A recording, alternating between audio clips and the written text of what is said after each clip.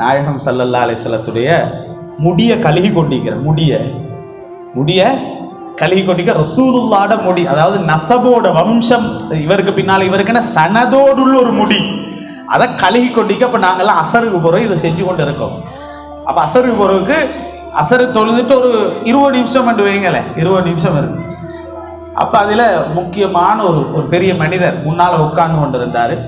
கழுகி முடிஞ்சதுக்கப்புறம் அவர் சொன்னார், அந்த கழுகு வந்தவர்கள் ஒருத்தர் சொன்னார், நான் தொழுதுட்டு வந்துடுறேன்.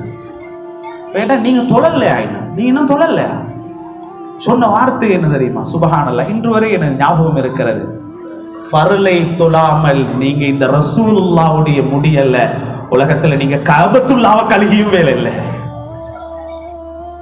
எதை செஞ்சும் வேலை இல்லை. நீங்க கஅபத்துல்லாஹ்வை உள்ள வைத்து மொப் பண்ணி கழுகி தொடச்சாலும் ஃபர்து தொழலையா, முதல்ல தொழுதுட்டு வாங்க. இதுதான் தரீகத்துடைய ஷேகுமார்கள் எங்களை பண்படுத்தியது, இப்படித்தான் எங்களை வழி நடத்தினார்கள். ஃபர்துக்கு பின்னால் தான் எல்லாமே. அதை செய்து போட்டு மஜ்லிஸுக்கு வந்து உட்காருங்க, ஓதுங்க, அதில் இருக்கக்கூடிய தண்ணி எடுத்துட்டு போங்க.